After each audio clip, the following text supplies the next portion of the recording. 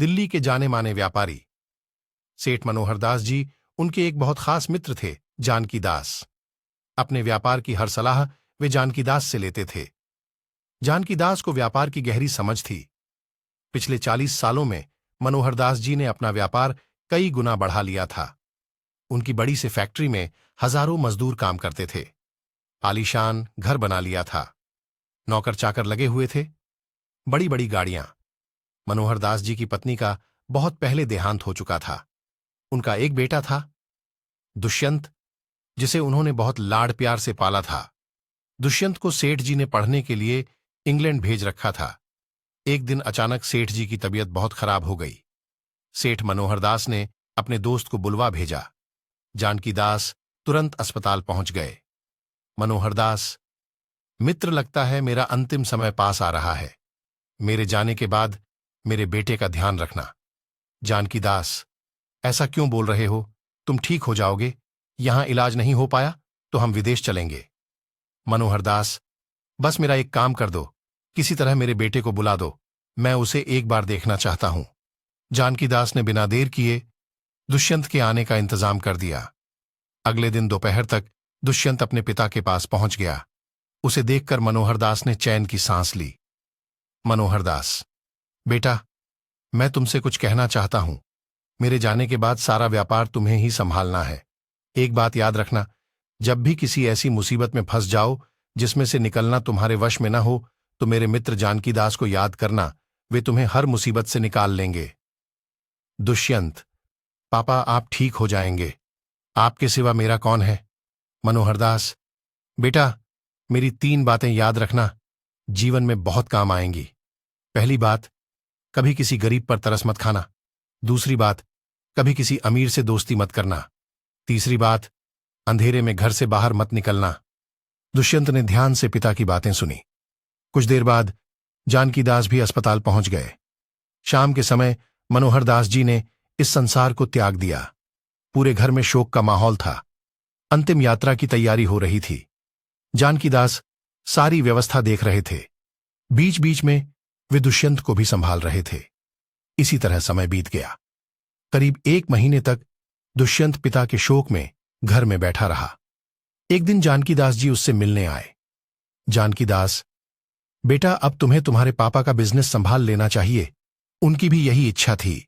दुष्यंत ने उनकी बात मान ली और अगले दिन से ऑफिस जाना शुरू कर दिया। कुछ दिन तक जानकी दास जी उसके साथ जाते, उसे बिजनेस की सारी बातें सिखाते थे। कुछ दिन बाद दुष्यंत सब समझ गया तो जानकी दास जी ने आना बंद कर दिया। एक दिन दुष्यंत बैठकर सोच रहा था। तभी उसे अपने पिता की 3 बातें याद आईं। इसी बीच दिवाली आने वाली थी। मजदूरों को बोनस दिया जाना था। मैनेजर फाइल लेकर दुष्यंत के पास पहुंचा। मैनेजर, सर, ये मजदूरों के बोनस की फाइल है। उन्हें हम 1 महीने का बोनस देते हैं। दुष्यंत को याद आया, पापा ने कहा था गरीबों पर तरस मत खाना। दुष्यंत, नहीं, किसी को बोनस नहीं मिलेगा। ये काम करते हैं, हम इन्हें सैलरी देते हैं। बोनस न मिलने से मजदूर भड़क जाते हैं। अब वे बहुत काम करते थे। सब इधर उधर समय बर्बाद कर अपने घर चले जाते थे। इससे काम में घाटा होने लगा। इसी बीच बहुत से व्यापारी जो दुष्यंत की कंपनी से माल लेते थे, वे दुष्यंत से मिलने आते थे। लेकिन दुष्यंत को पिता की दूसरी बात याद थी कि अमीर से दोस्ती मत करना। इसलिए वह उनसे ठीक से बात नहीं करता, उन्हें उल्टा सीधा बोलकर भगा देता था, जिससे कंपनी को ऑर्डर मिलने कम हो गए। इसके साथ ही दुष्यंत को रात को कहीं जाना होता तो वह अपने साथ 2-3 लड़के साथ लेकर चलता था, जो बड़े से जनरेटर के साथ रथ सजाकर पूरी रोशनी लेकर चलते थे। इससे शहर में जाम लग जाता था। घंटों जाम में फंसे रहने से दुष्यंत परेशान हो गया। उसका व्यापार धीरे धीरे घाटे में बदलने लगा। दुष्यंत को कुछ समझ नहीं आ रहा था। एक दिन उसने जानकी दास जी को बुलवाया। दुष्यंत, चाचा जी, मैंने पिताजी की 3 बातों को व्यापार में उतारा, लेकिन मुझे घाटा ही हो रहा है। जानकी दास जी के पूछने पर दुष्यंत ने सारी बात बता दी। जानकी दास, बेटा, तुमने अपने पिता की बातों का गलत मतलब निकाल लिया। चलो मेरे साथ। वे उसे एक रास्ते पर ले जाते हैं। वहां कुछ गरीब बैठे थे। पास ही में एक आदमी समोसे कचौड़ी बेच रहा था। जानकीदास, बेटा तुम्हारे पापा ने कहा गरीबों पर कभी तरस मत खाओ।